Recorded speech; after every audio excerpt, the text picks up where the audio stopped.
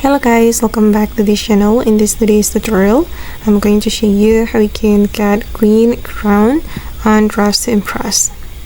So guys, to get the gorgeous green crown, you can go to the code and we need to redeem a code.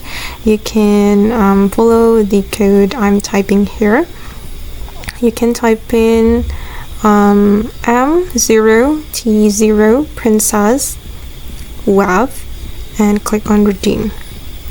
Okay, and now this queen crown has been unlocked, and if you want to apply it to your avatar, you can go to the dressing room and then you're going to select the code. You're going to select the code menu and apply the queen crown to your avatar. Okay guys, and that's all the way to get this gorgeous crown on Dress to Impress. I hope this tutorial will be useful for you. Thank you so much for watching and see you in the next video guys.